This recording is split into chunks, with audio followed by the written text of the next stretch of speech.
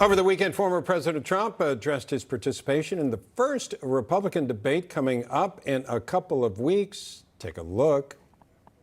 You know, they all want me to go, Kay, onto the debate stage. And I say, well, if we're at 71 and they're at 0, 1, 2, 3, some of them are at 4 or 5, I don't know, does it really make a lot of sense? Does it really? I love to debate, but you know, sometimes you don't want to be a fool. You want a smart president. You don't want a stupid president. Well, of course, the question remains, will he join the other candidates on stage? He has very clearly said he will not. Let's bring in another one of the Republican candidates for president for 2024 to discuss the importance of these debates. The former mayor of Cranston, Rhode Island, and, as I said, candidate for the Republican nomination in 2024, Steve Laffey. And we're still joined by John Burnett. Steve, great to have you back on American Agenda. Should he or shouldn't he, of course, speaking about the former president, participating in those debates? If I were advising him, which I wouldn't, I would say no, President Trump, former President Trump, you should not go. Why not? I mean, just to be truthful, I would tell him not to go. And why not?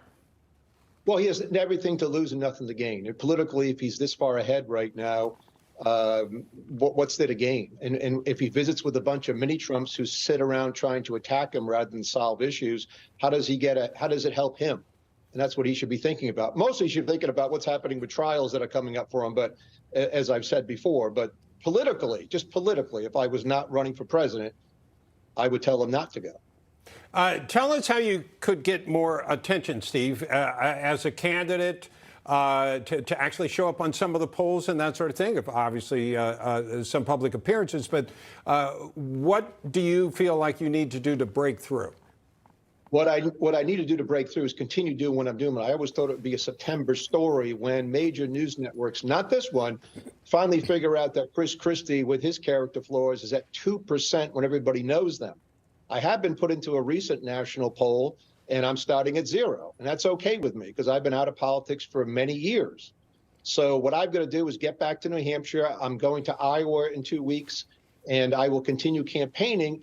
And I think at some point when people get sick of the carnival show that will appear at the debate scheduled by the GOP, it might be time for major networks to say, who can solve these problems? Bob, you hit on it a couple of minutes ago.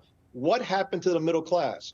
My whole campaign is designed to restore the middle class, which has been destroyed by the public schools for 30 years, the Federal Reserve for 30 years, and especially the last 4, and what happened with trade in China. You hit it. That's why I'm running. And I'm the only person who wants to restore the middle class. It's where I come from. It's what I know. And once we expand it, we can unite the country around expanding and restoring the middle class like it was in the 50s and 60s.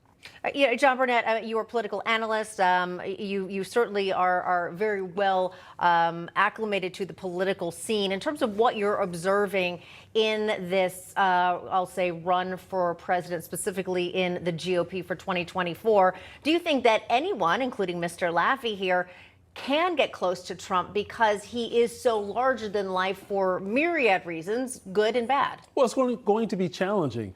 When you listen to Steve, and it's not a knock on Steve, he sounds like Trump. These are the things that Trump has been saying well before he started to run for president.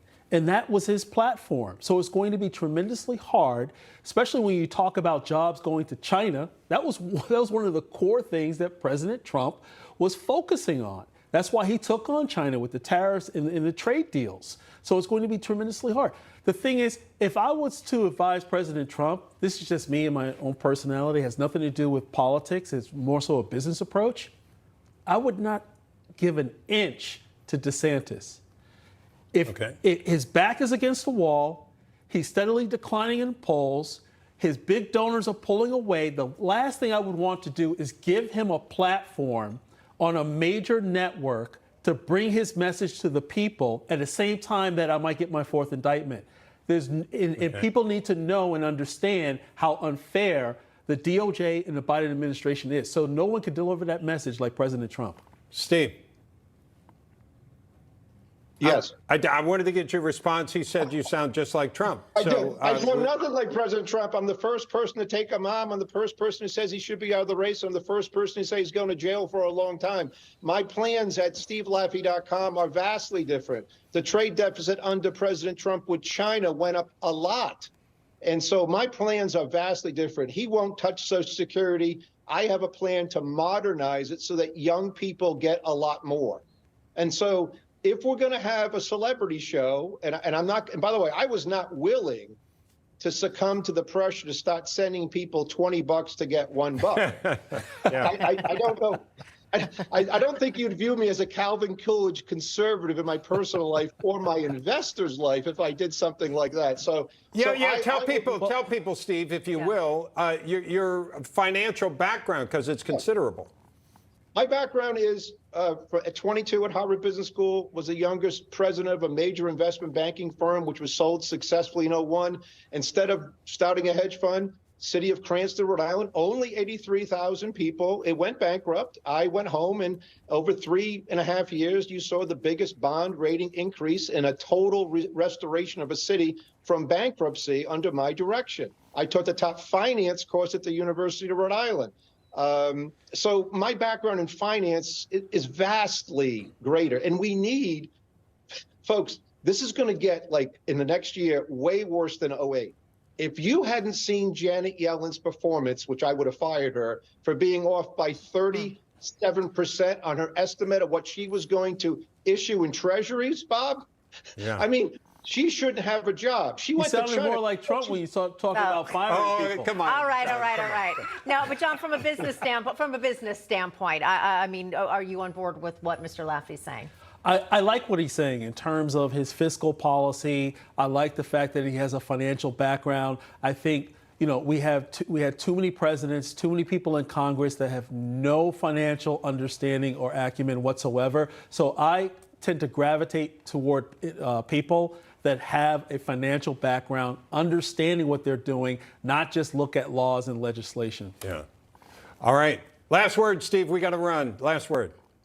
Well, the last word is that, folks, this country really needs a financial expert. I'm the only one. I'm also the only one with 6 kids who understands what has to happen in education, and I'm the only one who actually really understands healthcare. Take a look at stevelaffey.com, because it's time for me to break out. And thanks for having me on, guys. Okay, yeah. And keep the charisma up, Steve. It works well. It's always a pleasure having you on, Steve. You've been here in person. You're a real gentleman, and you're taking John Burnett beating you up pretty well. He sounds good to me. I like that guy. Well, we're a big fan of John. You'll have to come here in person and meet him. So I will.